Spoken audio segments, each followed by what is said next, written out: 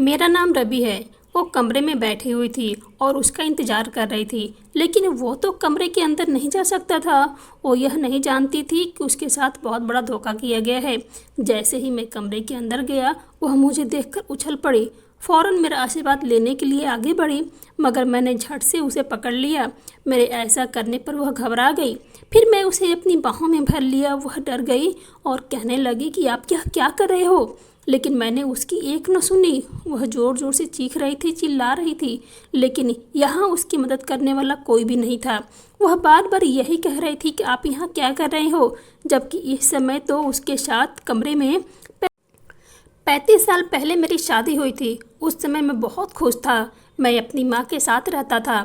मेरे साथ मेरे 4 भाई थे, 2 बहनें थीं और मैं अपने सभी भाई बहनों से छोटा था। अपनी शादी से पहले मैं ट्यूशन पढ़ाया करता था। हालांकि स्कूल में भी मैं टीचिंग किया करता था।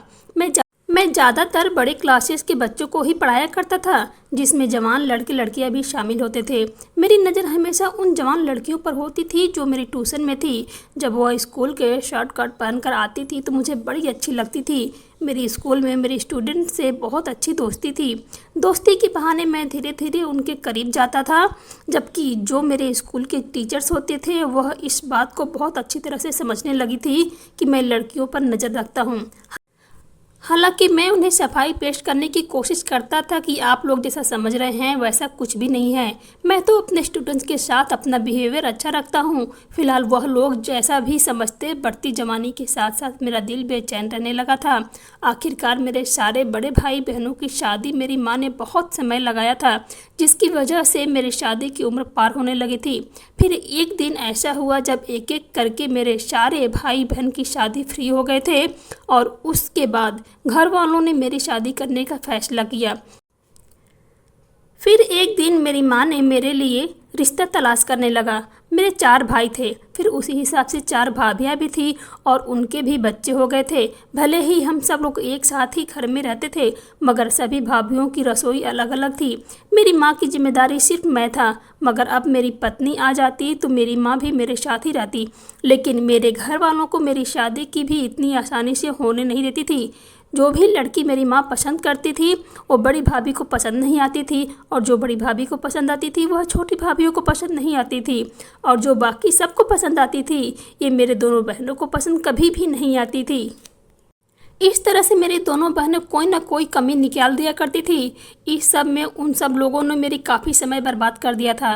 कई बार मेरे दिल में यह भी ख्याल आया कि मैं खुद ही अपनी पसंद की लड़की से अपने घर वालों को बता देता हूँ कि इन लोगों को मुश्किल हल हो जाएगी, मगर मेरा दिल कभी भी किसी एक लड़की पर नहीं आता था। मुझे तो हर खूबसूरत लड़की पसंद आ जाती थी।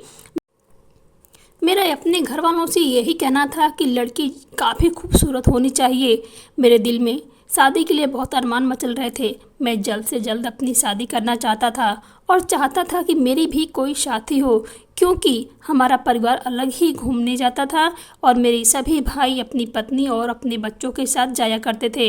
यह सब मुझे देखकर बिल्कुल भी अच्छा नहीं लगता था, जबकि मैं अकेला होता था। लेकिन मेरे घर वालों को अभी तक कोई भी लड़की पसंद नहीं आई थी, और फिर एक दिन ऐसा हुआ कि एक लड़की मेरे सभी घर वालों को मन ठुक गया था, जो मेरी भाभियों को भी पसंद आई थी, मेरी माँ को भी पसंद आई थी, और मेरी बहनें भी उसको कोई भी कमी नहीं निकाल सकती थी। वह लड़की बेहद खूबसूरत थी, मगर वह गरीब परिवार से थी। इस पर मेरी भाभियों का कहना था कि गरीब परिवार की लड़की लेकर आओगे तो तुमसे दबकर रहेगी, मगर मैं अपनी पत्नी को दबाने वाले ख्याल भी अपने दिल में नहीं रहना चाहता था। मैं चाहता था कि मेरी जीवन साथी मेरे साथ खुश रहे। जिस लड़की को मेरे घर वालों ने पसंद किया था उस लड़की का इस दुनिया में कोई भी नहीं था। उसके चाचा चाची ही उसकी परवरिश करते थे। उसका कहना था कि हमारे पास बेटी के अलावा कुछ भी नहीं है, मगर वह लड़की बेहद खूबसूरत थी। मुझे उस लड़की में कोई भी कमी नज़र महसूस नहीं आई। मुझे उस लड़की की फ़ोटो भी दिखाया गया तो मैंने फ़ौरन ही इस रिश्ते के लिए हाँ कर दी थी और कहा था कि मेरी शादी इसी लड़की से होनी चाहिए। अब इस रिश्ते में कोई भी कमी नहीं निकालनी चाहिए, वरना अच्छा नहीं होगा। मेरी इस बात पर मेरे घर वाले खामोश हो गए थे, क्योंकि वह जानते थे कि कमी निकालने के चक्कर में उन्होंने मेरी उम्र काफ़ी कर दी है। और फिर यहाँ से रिश्ता फाइनल कर दिया गया। मेरी शादी खूब धूमधाम से की गई थी। मेरी शादी में कोई भी कमी नहीं थी, किसी भी तरह की कोई भी कमी महसूस नहीं हुई। मैं बहुत खुश था। मेरी शादी हो रही थी। मेरी उम्र लड़की से ज़्यादा थी। मेरी पत्नी का नाम पिंकी था। उसकी उम्र 22 साल थी और मेरी उम्र 30 साल थी। उसके चाचा इसका बोझ अपने कंधे से उतार देना चाहते थे, इसलिए उन्होंने अपनी भतीजी की शादी बड़ी आसानी से मेरे से करवा दी। और फिर हमें भी कुछ भी नहीं चाहिए था, मुझे तो सिर्फ लड़की से मतलब था। उसको देखकर मेरा दिल मचलने लगा था और मैंने सोच लिया था कि इतनी खूबसूरत लड़की से जब मेरी शादी होगी तो मेरे सारे दोस्त मुझसे जलने लगेंगे। भले ही मेरी शादी देर से हुई हो, मगर हुई तो कम से कम खूबसूरत लड़की के साथ, जिसके कोई भी नज़र देखे तो बस देखता ही रह जाए। मैं बहुत खुश था और अपनी पत्नी से मिलने के लिए बेहद बेचैन था और मेरे कमरे में भेज दिया गया था। वह दुल्हन बनी बैठी थी। मैं कमरे के अंदर गया तो बहुत खुश था। मैंने उसे जैसे ही उसका घूंघट उठाया, वह बहुत सुंदर लग रही थी। उसके साथ मेरी ज़िंदगी हसीन शुरुआत हो चुकी थी। वो बहुत अच्छी थी, किसी से भी फालतू बात नहीं करती थी, बस अपने काम से काम रखती थी। मैं अभी भी टीचिंग का ही जॉब किया करता था और घर घर जाकर बच्चों को ट्यूशन पढ़ाया करता था, क्योंकि मेरा यही काम था। मेरी पत्नी को मेरे बारे में सब कुछ पता था कि मैं सुबह कब घर से निकलता हूँ और रात को कब घर पर आता हूँ, क्योंकि मेरे घर वालों को उसे सब कुछ बता दिया था और उससे कहा था कि अब तुम्हें अपने पति की हर जिम्मेदारी को निभाना होगा। हालांकि वह हर जिम्मेदारी को बहुत अच्छे तरीके से निभा रही थी। मेरी शादी के 2 महीने बाद ही मेरी माँ की तबीयत बहुत ज़्यादा ख़राब रहने लगी थी। न जाने मेरी माँ को क्या हो गया था। शादी के हसीन दिन जो मुझे अपनी पत्नी को घुमाने फिराने के निकालने वाले थे, वो दिन मैंने अपनी माँ के साथ अस्पताल में गुजारे थे, क्योंकि माँ की तबीयत बहुत ज़्यादा ख़राब हो गई थी। माँ की तबीयत इतनी ज़्यादा ख़राब हो गई थी कि उनको अस्पताल में भर्ती करवाया गया था। मेरी माँ के साथ रात को अस्पताल में रुकने वाला कोई भी नहीं था, इसलिए मुझे ही अपनी माँ के साथ अस्पताल में रुकना होता था। मेरे बड़े भाई चाहे तो रुक सकते थे, उनमें से कोई भी एक एक करके अस्पताल पर रुक सकता था, मगर उनका कहना था कि हमारे छोटे छोटे बच्चे हैं, तुम्हारी तो अभी शादी हुई है, तुम्हारी पत्नी घर में रह सकती है, लेकिन हम जिम्मेदार लोगों को। हालांकि माँ का इलाज करने के लिए उन्होंने मुझे पैसे दिए थे, बस वह कुछ कामों के पीछे थे। पूरे 1 हफ्ते माँ को अस्पताल में रखने के बाद उनकी तबीयत कुछ बेहतर हुई थी, तो उन्हें अस्पताल से डिस्चार्ज कर दिया गया था। मेरी पत्नी ने मेरे माँ का बहुत सेवा की थी। कुछ महीने फिर इसी तरह से गुजर गए थे, लेकिन फिर एक समय ऐसा आया जिसने एक तरफ से मुझे खुशियाँ दिखाई थी तो दूसरी तरफ से गम की लहर थी। अब की बार वह बहुत ज़्यादा बीमार हो गई थी। डॉक्टर बोला था कि यह ज़्यादा दिन जिंदा नहीं रह सकेंगे। दरअसल मेरी माँ को 2 बार हार्ट अटैक आ चुका था, इस बार तीसरा हार्ट अटैक जिसमें मुझे मेरी माँ का ऑपरेशन करवाना था। डॉक्टर का कहना था कि मेरी माँ के दिल का ऑपरेशन जल्द से जल्द होना है, वरना वह अपनी ज़िंदगी की बाजी हार सकती हैं। इधर मेरी पत्नी माँ बनने वाली थी। मैं इन उलझनों में बहुत बुरी तरह से फंस गया था। माँ का ऑपरेशन तो करवा दिया गया था, मगर माँ फिर भी नहीं बच सकी, क्योंकि उनका ऑपरेशन सक्सेसफुल नहीं रहा। शायद मेरी माँ की ज़िंदगी इतनी ही लिखी हुई थी। इधर मैं अपनी माँ से दूर हो गया था, तो दूसरी तरफ मेरी पत्नी प्रेगनेंसी के भी काफ़ी कॉम्प्लिकेशन आ गए थे। उसकी तबीयत ठीक नहीं थी, मगर फिर भी जैसे तैसे उसके 9 महीने पूरे हो गए थे। लेकिन जब डिलीवरी की हुई तो डिलीवरी करने के बाद वो भी इस दुनिया को छोड़कर चली गई थी। आगे पीछे 2 लोगों की मौत हो जाना और फिर वह भी किसी अपने की ही हो तो बड़ी तकलीफ़ होती है। न तो मैं पत्नी की मौत का सदमा अपने दिल से उतार सका और ना ही मैं अपनी माँ के मौत का सदमा अपने दिल से निकाल सका। मैं अपनी पत्नी के साथ ज़्यादा समय भी नहीं बिताया था, क्योंकि मुझे नहीं पता था कि वह इतनी जल्दी इस दुनिया को छोड़कर चली जाएगी। मेरी माँ की उम्र तो हो गई थी, मगर मेरी पत्नी तो कम उम्र की थी, लेकिन वह अपनी निशानी मेरे हवाले कर गई थी। उसने बेटे को जन्म दिया था। मेरा बेटा देखने में बहुत सुंदर था, बिल्कुल मेरी पत्नी पर ही गया था। इस दौरान हमारे घर में एक अजीब सी हैवानी फैल गई थी। मेरे सभी भाई भाभी अपनी ज़िंदगियों में बिजी हो गए थे, लेकिन मेरे लिए पूरा घर खाली हो गया था। मुझसे कोई भी बात करने वाला भी नहीं था। भाई ज़्यादातर अपने अपने कामों पे होते थे, जबकि मुझे अपने बच्चे के साथ ही रहना पड़ता था। मेरी पत्नी के मरने के पूरे 1 हफ्ते बाद तक मैं तो स्कूल भी नहीं गया था और ना ही बच्चों को ट्यूशन पढ़ाने जा सकता था। मगर अब आगे का समय ऐसा कैसे गुजर सकता था?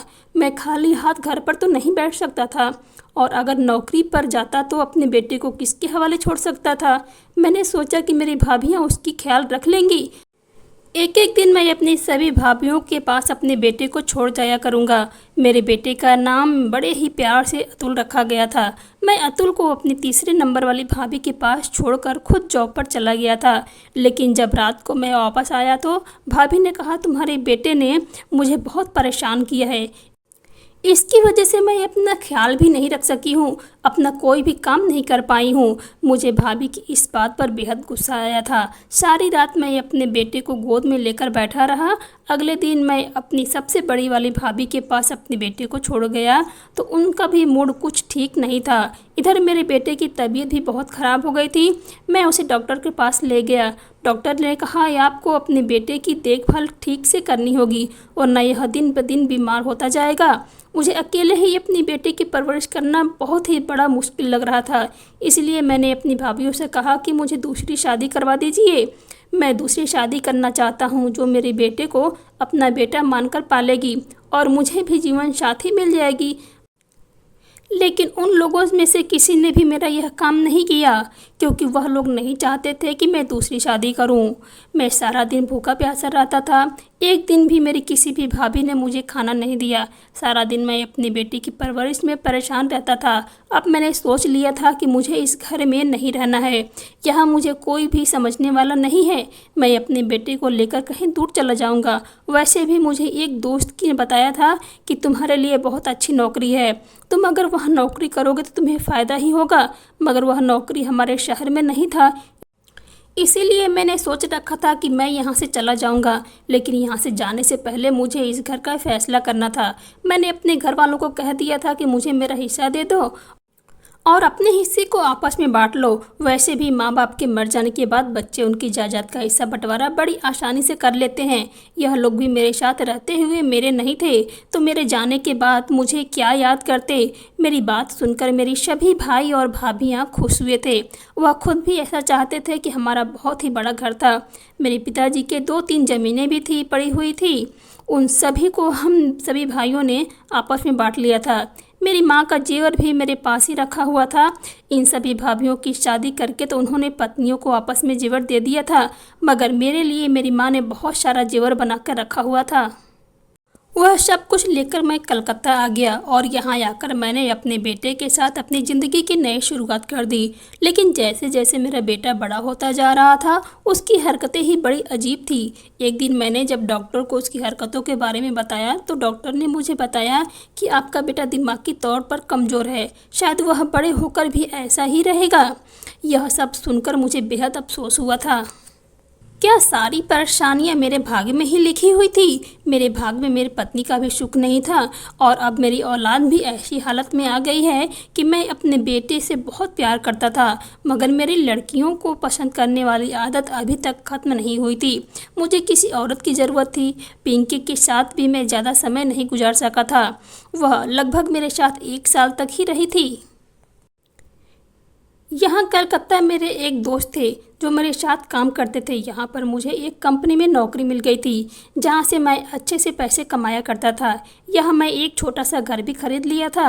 मैंने अपनी दोस्त से कहा था कि वह मेरी शादी के लिए कोई लड़की बताए, मगर मेरे पास बच्चा है इसलिए मेरा रिश्ता कहीं भी नहीं लग सकता था। यहाँ तक कि मैं भी लड़कियों से बात करके उन्हें प्रपोज़ किया करता था, लेकिन मेरे भाग्य में शादी होना नहीं लिखा था।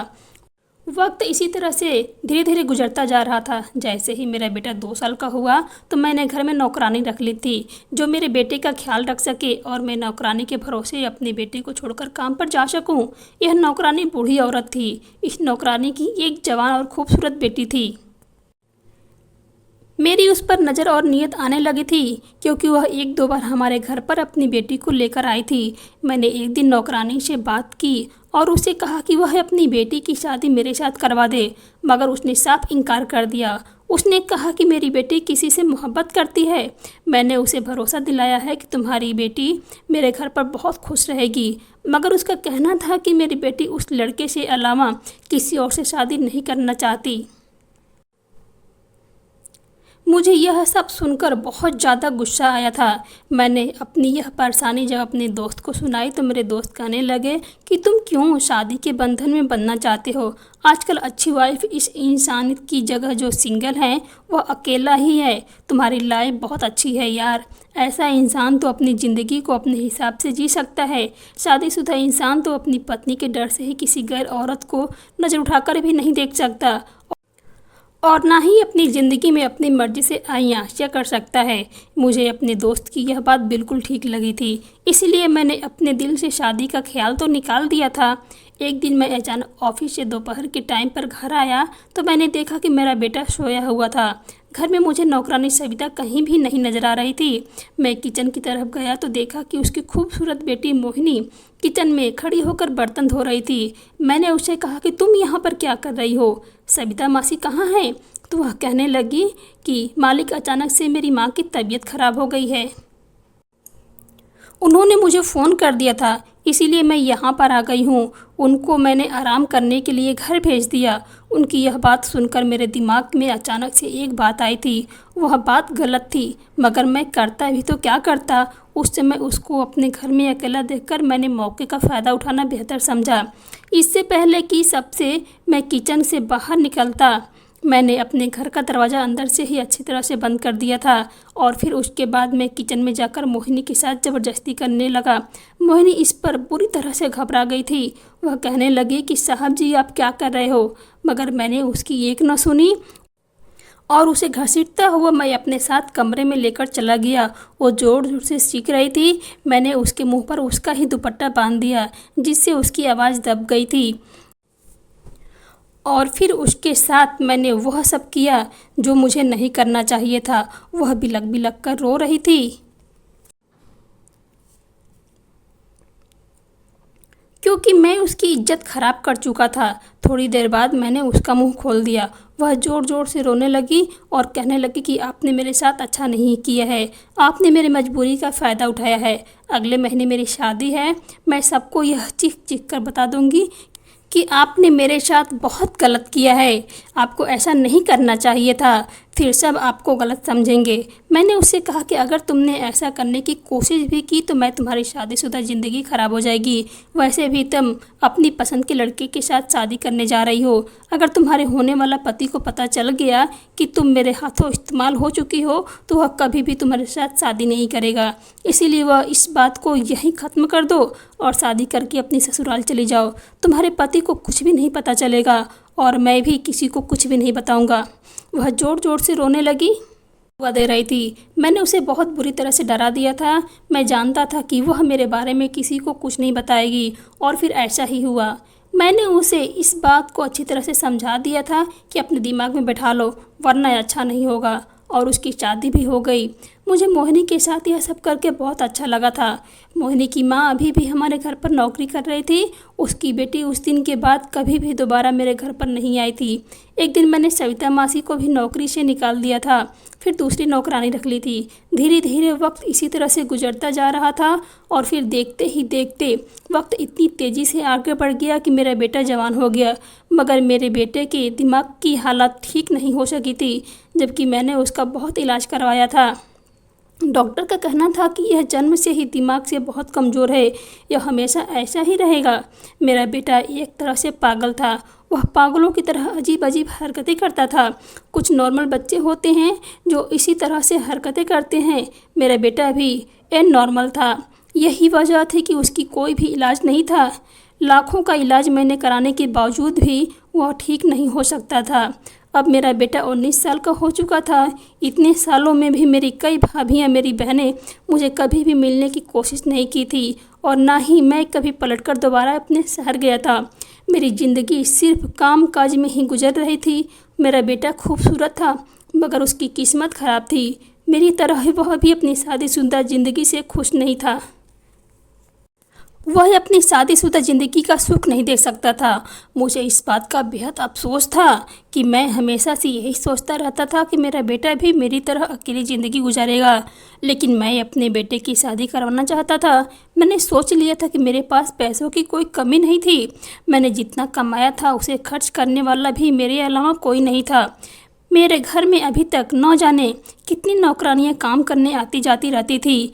कई बार तो मैंने ऐसा कोशिश की थी कि मेरी शादी हो जाए। मेरा बेटा भी मेरी तरह ही अपनी शादी का सुख नहीं देख सकता था। मुझे इस बात का बेहद अफसोस था। मैं हमेशा यही सोचता रहता था कि मेरा बेटा भी मेरी तरह अकेली ज़िंदगी गुजारेगा, लेकिन मैंने अपने बेटे की शादी करवाना चाहता था। मैंने सोच लिया था कि मेरे पास पैसों की कोई कमी नहीं है। मैं जितना कमाया है उसे खर्च करने वाला मेरे अलावा कोई भी नहीं था। मेरे घर में अभी तक न जाने कितनी नौकरानियां काम करने आती जाती रहती थी। कई बार तो मैंने ऐसा कोशिश की थी कि मेरी शादी हो जाए, लेकिन अब मेरा बेटा जवान हो गया था और मेरी उम्र भी काफ़ी हो गई थी। इतनी कोशिश के बावजूद भी मेरी शादी तो कभी भी नहीं हो सकी थी। अब तक न जाने कितने लोगों से मैंने शादी की बात की, कितनी कोशिश की, लेकिन मैं नाकाम रहा। तो मुझे अब अपने बेटे की शादी की सूझी थी, लेकिन मेरे पागल बेटे से शादी कौन करता।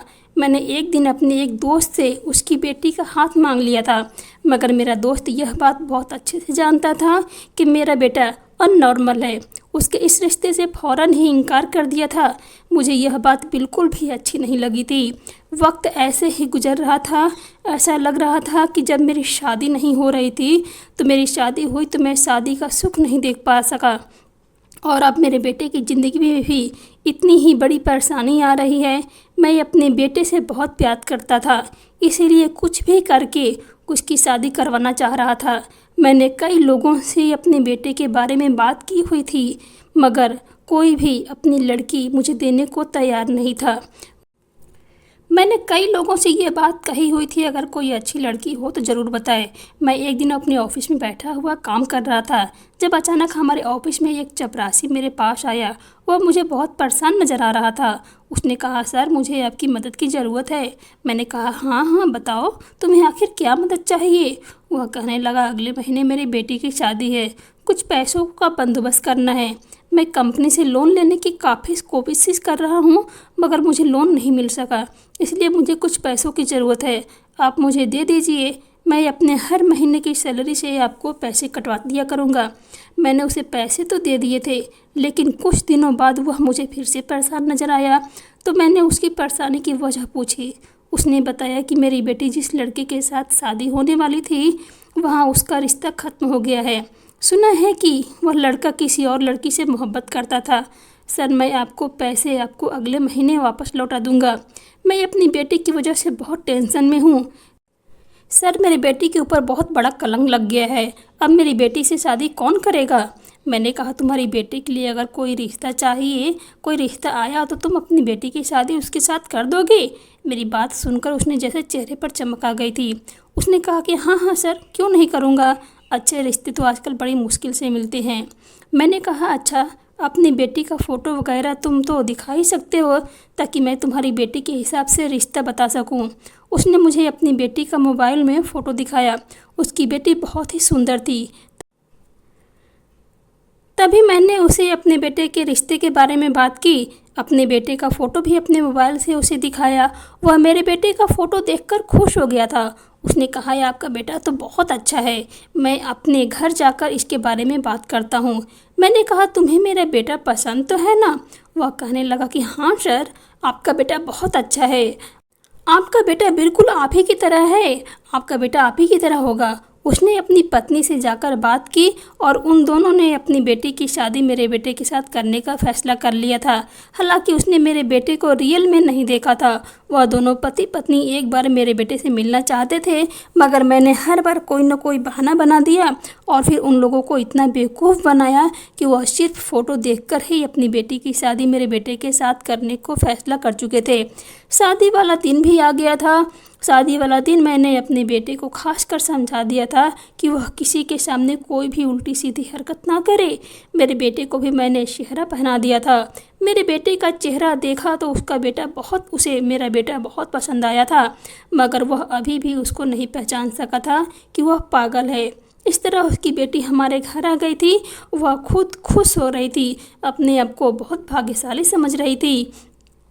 लड़की का बाप भी अपने आप को बहुत भाग्यशाली समझ रहा था कि उसकी बेटी शादी इतने अच्छे परिवार में हुई है जहां उसकी बेटी राज करेगी।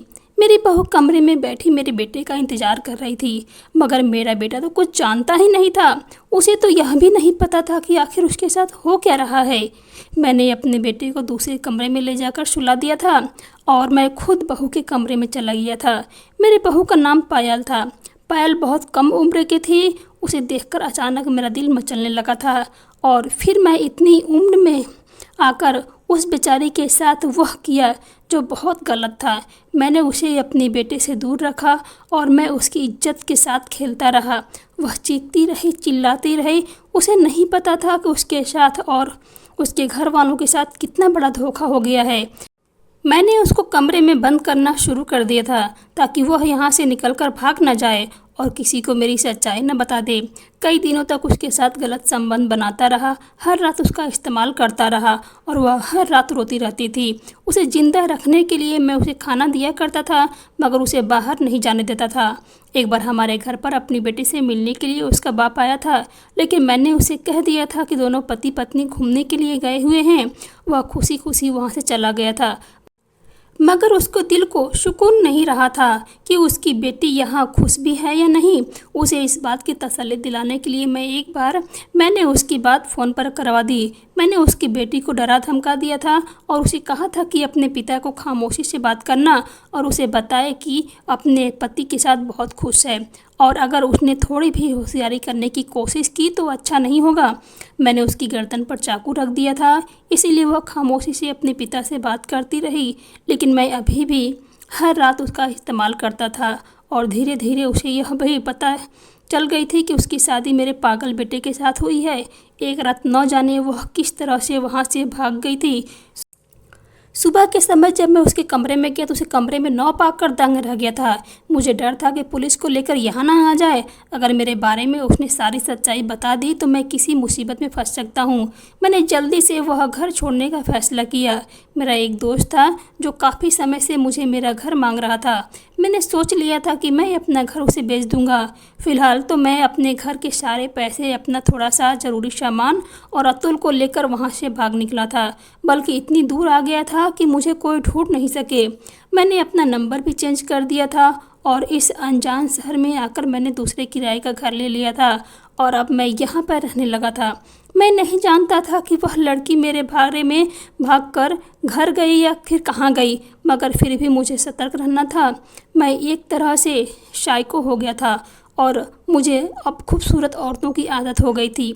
अब मैंने इस दूसरे शहर में आकर अपनी पहचान बदल ली थी और यहाँ पर भी मैंने एक परिवार को इस तरह से बेवकूफ़ बनाया कि उसने अपनी बेटी की शादी मेरे पागल बेटे से करवा दी थी और फिर मैं इसी तरह इस बहू के साथ भी वही सब कुछ करने लगा जो मैं अपनी पढ़ली बहू के साथ किया करता था। मेरे कलकत्ता में रहने वाले एक दोस्त को मैंने अपना घर बेच दिया था। उसने मुझे यहाँ मुंबई आकर मेरे घर में रकम दे दी थी, मगर वह हैरान था कि मैं इस तरह से खामोशी से अपना घर बार छोड़कर यहाँ मुंबई में आकर क्यों रहने लगा हूँ। वह मेरा बहुत जिगरी दोस्त था, उसका नाम संकेत था, इसलिए मैंने उसे अपने बारे में सब कुछ बता दिया था। मेरी बात सुनकर उसे हैरानी हुई थी, मगर वह भी मर्द था और औरत के मामले में अच्छे से अच्छे मर्द की भी नीयत खराब होने देर नहीं लगती। मेरा दोस्त कहने लगा कि तुम्हारा यह राज किसी को भी नहीं बताऊंगा, मगर अब की बार तुमने अपनी बेटी की शादी जिस लड़के के साथ करवाई है उसके साथ मैं भी वह सब कुछ करना चाहता हूँ जो तुम कर चुके हो। मैंने कहा कि ठीक है, मुझे इस सब में कोई दिक्कत नहीं है। मेरा बेटा तो ज़्यादातर अपने कमरे में ही रहता था, वह तो दवाइयाँ के सहारे ही जी रहा है।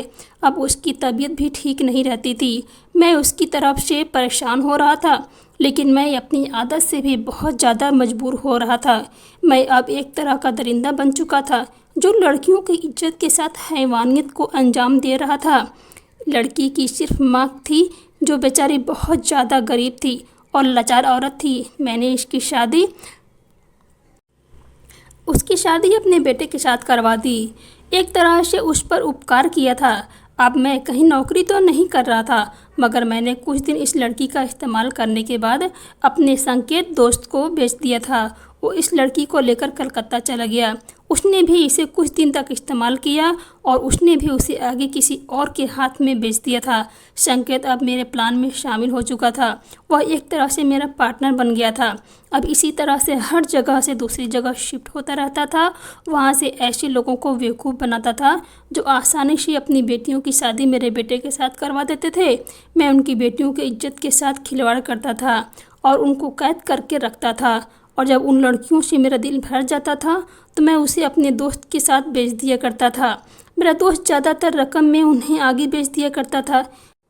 अब इसी तरह से मेरा बिजनेस चल रहा था और मेरी हवस भी पूरी हो रही थी। हम दोनों दोस्तों को इस काम में बहुत प्रॉफिट हो रहा था। कई साल इसी तरह से गुजर गए थे।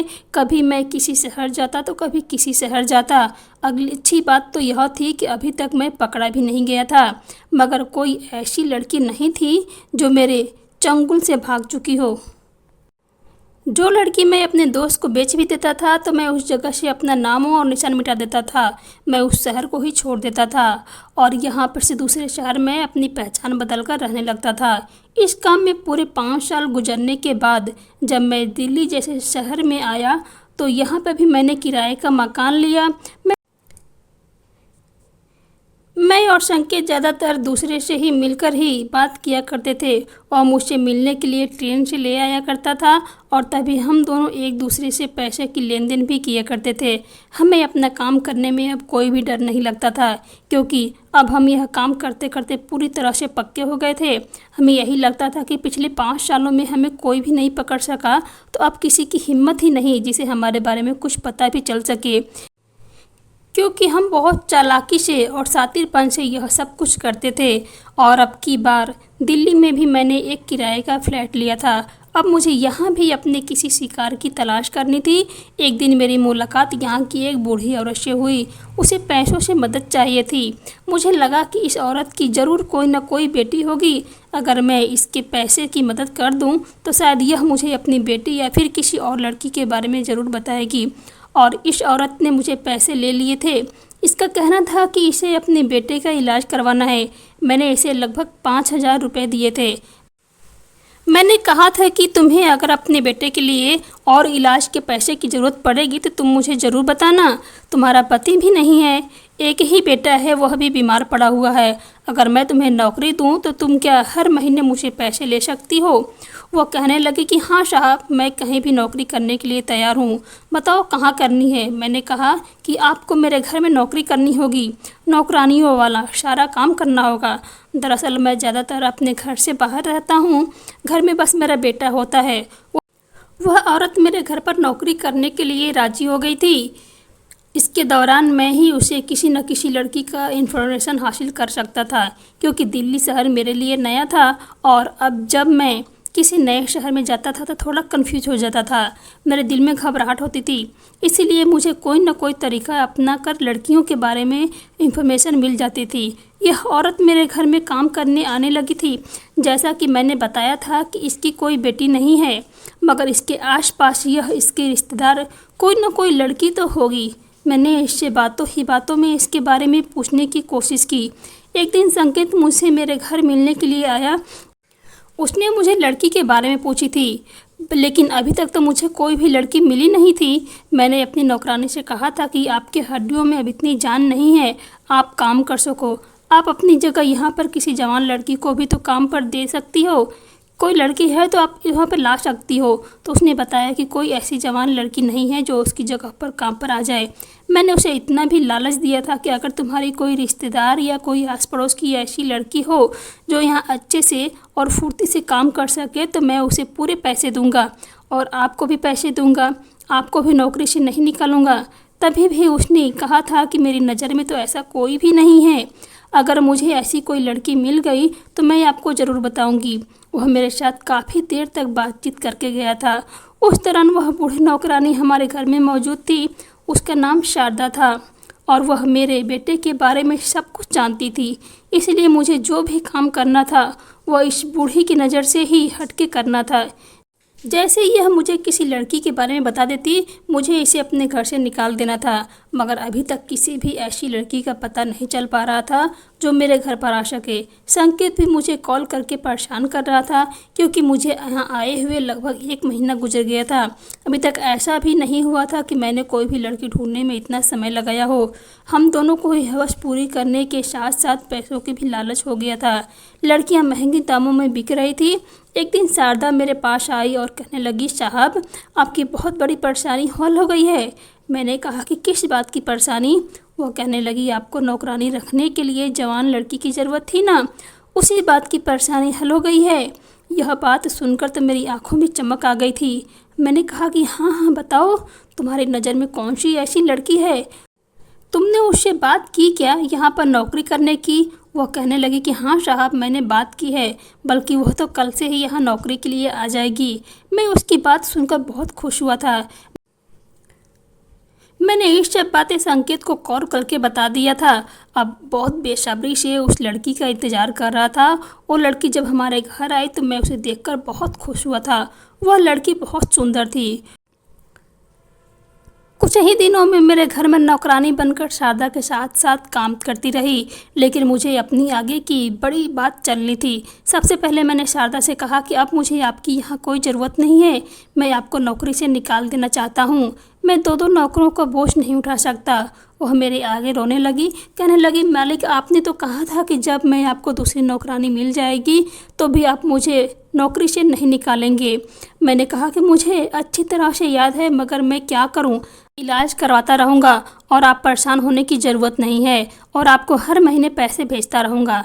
मैंने उससे ये बात कही तो वह तसल्ली हो गई। मैंने कहा कि मुझे अच्छा नहीं लगता कि मेरे घर में मेरी माँ समान बूढ़ी औरत काम करती रहे। शारदा कहने लगी कि मगर साहब काजल भी आपके घर में ज़्यादा दिन तक काम नहीं कर सकेगी, क्योंकि काजल के माता पिता उसके लिए रिश्ता देख रहे हैं। जब तक उसका रिश्ता नहीं मिल जाता तब तक वह आपके यहाँ काम करती रहेगी। उसकी बात सुनकर मेरे चेहरे पर मुस्कुराहट आ गई थी। मुझे बहुत खुशी हुई थी। मैंने शारदा से कहा कि ठीक है, तुम यहाँ पर काम कर सकती हो। मैंने शारदा को इसीलिए यहाँ पर कुछ दिन रहने की मोहलत दी थी, क्योंकि वही थी जो मेरे बेटे की शादी काजल के साथ करवा सकती थी। उसका नाम काजल था और वह मेरे घर का काम बहुत अच्छे से संभाल रही थी। एक दिन मैंने शारदा से कहा कि मैं काजल को अपने घर की बहू बनाना चाहता हूँ। तुम तो जानती हो ना मेरे घर में किसी चीज़ की कमी नहीं है, मगर तुम्हारी कोई बेटी होती तो मैं उसे अपने घर की बहू बना लेता, मगर तुम्हारे पास तो कोई ऐसा है ही नहीं। तुम्हारा तो सिर्फ एक बेटा ही है। काजल बहुत अच्छी लड़की है। मैं किसी गरीब लड़की को ही अपने घर की बहू बनाना चाहता हूँ। तुम तो मेरे बेटे के बारे में सब कुछ जानती हो ना। मेरा बेटा दिमाग से कमज़ोर है।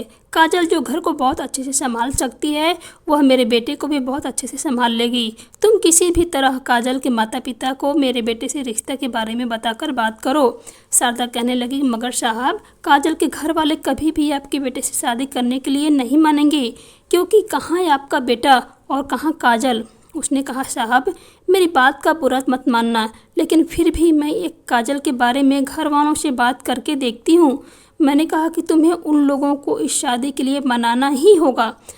अगर वह लोग नहीं माने तो तुम उन्हें पैसे की लालच दे देना। अगर उन्हें अपनी बेटी की शादी मेरे बेटे के साथ करवा दी, मैं उन्हें पूरे 2 लाख दूंगा, बल्कि मुझे दहेज भी नहीं चाहिए। उनकी बेटी सारी ज़िंदगी मेरे घर में राज करेगी। अभी भी मेरे बेटे की तबीयत ठीक नहीं चल रही है, उसका इलाज चल रहा है, क्योंकि उसे बुखार आया था, वायरल बुखार, जिसके उसने बुरी तरह से अपनी चपेट में ले लिया था। अगले दिन शारदा ने मुझे आकर खुश खबरें सुनाई। उसने कहा कि साहब काजल के घर वाले इस रिश्ते के लिए मान गए हैं। पहले तो वह लोग नहीं मान रहे थे, लेकिन जब मैं उन्हें आपके कहने पर पैसे की लालच दिया तो वह लोग आसानी से मान गए। मैंने झट से खुशी खुशी शारदा को 2 लाख दे दिए थे। कहा कि तुम उन्हें अच्छे काम के लिए इन पैसों को दे देना और तुम भी कुछ पैसे ले लो। मैंने शारदा को भी 1 लाख रुपए दे दिए। काजल के घर वालों को मैंने यह बात बता दी थी कि मेरा बेटा पागल है। पैसे की खातिर वह लोग अपनी बेटी को मेरे हाथ बेच चुके थे। उन्हें यह नहीं पता था कि उनकी बेटी की शादी भले ही मेरे बेटे के साथ हो रही है, मगर उसका इस्तेमाल तो सिर्फ मैं ही करूँगा। मैंने शारदा को 1 हफ्ते की छुट्टी पर भेज दिया था और काजल के घर वालों को भी 2 लाख दे दिए थे। शादी की रात जैसे ही वह कमरे में दुल्हन बनी बैठी थी, उसे लगता था कि वह मेरे बेटे का इंतज़ार कर रही है, मगर वह नहीं जानती थी कि उसके साथ कितना बड़ा धोखा हुआ है।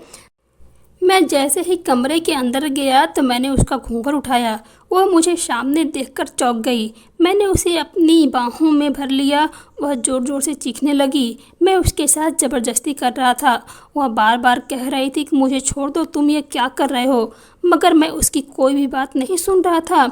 उसकी आवाज़ घर के बाहर न जाए, इसीलिए मैंने उसको मुँह को दबोच लिया था और उसके दुपट्टे से उसका मुंह बांधने की कोशिश करने लगा था।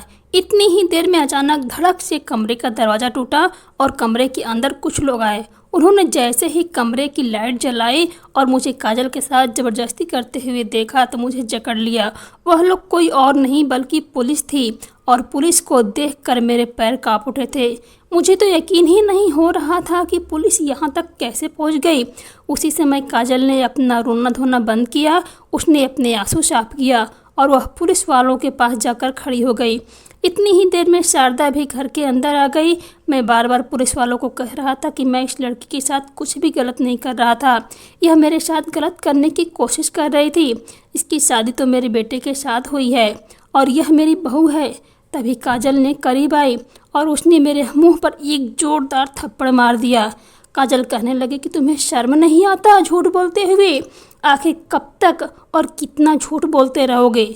मैंने काजल को घूर कर देखना चालू कर दिया और कहा कि तुम कौन हो, बताओ तुम कौन हो। मैं पुलिस से खुद को छुड़वाने के लिए कोशिश कर रहा था जब काजल ने बताया कि कई शहरों में ऐसी वारदात हो चुकी है कि उसकी बेटी की शादी किसी लड़की के साथ होती है और वह एक अमीर आदमी है। वह अपनी बेटी की शादी करवाते हैं। शादी के कुछ दिनों बाद ही लड़की का ससुर और लड़की का पति और वह लड़की खुद ही अचानक कहीं गायब हो जाती है।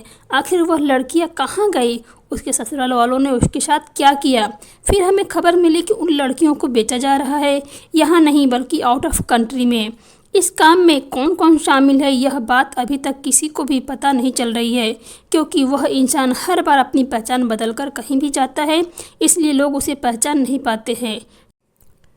शारदा को शायद इस खबर के बारे में पता था जब शारदा ने तुम्हारी मुलाकात हुई थी और एक दिन शारदा ने तुम्हें फ़ोन पर तुम्हारे पार्टनर से बात करते हुए सुना था, तो शारदा ने पुलिस में आकर तुम्हारे बारे में हमें सब कुछ बता दिया था कि तुम्हारा एक पागल बेटा है और तुम्हारा कोई पार्टनर है जिसके साथ तुम लड़कियों को बेचने की बात कर रहे थे। हमने सोचा हम एक दिन ट्राई करके देख लेते हैं, कहीं तुम वही तो नहीं हो। इसलिए हमने शारदा को तुम पर नज़र रखने के लिए कहा है और जब तुमने शारदा से किसी लड़की, जवान लड़की की बात की तो मैं तुम्हारे पास आ गई और जब तुम मेरे साथ ज़बरदस्ती कर रहे थे तो मेरे पुलिस ऑफिसर भी यहाँ आ गए थे। उसने बताया कि वह एक पुलिस ऑफिसर है और यह सब एक प्लान के तहत हुआ है। मुझे अरेस्ट कर लिया गया था। जेल जाने के बाद मुझे इतना मारा गया, मेरी सारी सच्चाई पुलिस वालों ने उगलवा ली थी। मैंने अपने साथ ही संकेत के बारे में भी उन्हें बता दिया था। आज तक मुझे यह नहीं पता चल गया था कि संकेत लड़कियों को विदेश में सप्लाई करता था। मैं तो इतना ही जानता था कि जिस तरह से मैं उस लड़कियों को बेच देता हूँ, इस तरह से वह भी उन लड़कियों को बेच देता होगा। मुझे सिर्फ पैसे से मतलब था, इसीलिए मैंने कुछ भी जानने की कोशिश नहीं की थी। संकेत को भी कलकत्ता से अरेस्ट कर लिया गया था। उसके आगे भी कुछ ऐसे खरीदार थे जो लड़कियों को खरीदते थे, उन सबको भी अरेस्ट कर लिया गया था और इस तरह से हम सबका भांडा फूट गया था और हमारी सच्चाई दुनिया के सामने आ गई थी। मुझे अपनी बेटे की बहुत याद आ रही थी, मगर पुलिस वालों ने मेरे बेटे से मुझे मिलने तक नहीं दिया था। उनका कहना था कि हम तुम्हारे बेटे का इलाज करवाएंगे। तुमने जो किया है वह अपने लालच में किया है और अपने बेटे का इस्तेमाल किया है। इस समय तुम्हारे बेटे की कोई भी गलती नहीं है, वह बेचारा तो अननॉर्मल है। तुमने ऐसे काम के लिए अपने बच्चे को प्लान का हिस्सा बनाया, उसकी न जाने कितनी शादियाँ कराए और उसकी पत्नियों के साथ तुम गलत काम करते रहे। उन्होंने मेरे बेटे को अस्पताल में भर्ती करवाया था, मगर मेरे बेटे की तबीयत इतनी ज़्यादा ख़राब हो चुकी थी कि वह इस दुनिया से चला गया। उसकी मौत की वजह थी उसकी बीमारी या मेरे अपने कर्म, जिसकी वजह से मेरा बेटा मुझसे दूर हो गया था। जब इंसान के पापों का घड़ा भर जाता है तो उसे फूटने में समय नहीं लगता। मेरा बेटा इस दुनिया से जा चुका था और मैं उसकी मौत पर बुरी तरह से रो रहा था। मैं एक तरह से साइको बन गया था, जिसे लड़कियों के साथ अपनी हवस पूरी करनी होती थी और मैं उनसे पैसे भी कमा रहा था। मैंने अपनी ज़िंदगी का काफ़ी हिस्सा अकेलेपन में गुजार दिया था। मुझे एक साथी की ज़रूरत थी जो मुझे जवानी के समय से ही नहीं मिल सका था। यही वजह थी कि मेरी हवस बढ़ती चली गई, मगर मैं कुछ नहीं कर सका। जेल हो जाने के बाद जो मुझे सज़ा मिली थी वह मेरे लिए बहुत कम थी। मुझे और संकेत को उम्र कैद की सज़ा हो गई थी। हम दोनों अब जेल में अपनी बाकी की ज़िंदगी गुजार रहे हैं। मैंने यह कभी नहीं सोचा था कि जब मेरी हकीकत दुनिया के सामने आएगी तो लोग मुझे क्या कहेंगे। मुझे लगता था कि मेरी हकीकत कभी दुनिया के सामने आ ही नहीं सकती, मगर काजल के रूप में मेरी हकीकत दुनिया के सामने आ गई। जैसा हम सोचते हैं वैसा आगे दुनिया कुछ भी नहीं है। ऐसे लोग भी होते हैं जो हमसे बढ़ चढ़कर होते हैं। हकीकत कभी भी छुप नहीं सकती। बुरे कर्मों की सज़ा एक न एक दिन मिलकर ही रहती है। शायद मेरी यही सज़ा थी कि मैं जिससे भी ज़्यादा प्यार करना चाहता था मेरा बेटा था, वही मुझे छोड़कर चला गया। मैं जेल में ही अपने आप से अपनी ये कहानी लिख रहा हूँ और अपनी मौत से प्रार्थना कर रहा हूँ। न जाने मैं कितनी लड़कियों की ज़िंदगी बर्बाद कर दी है, कितने झूठ बोले, कितने गलत काम किया। शायद मौत मिलकर ही मुझे सुकून आ सकता है। दोस्तों, मैं उम्मीद करती हूँ कि आपको हमारी कहानी पसंद आई होगी। कहानी पसंद आई हो तो हमारे चैनल को सब्सक्राइब, वीडियो को लाइक शेयर ज़रूर कीजिएगा। नमस्कार।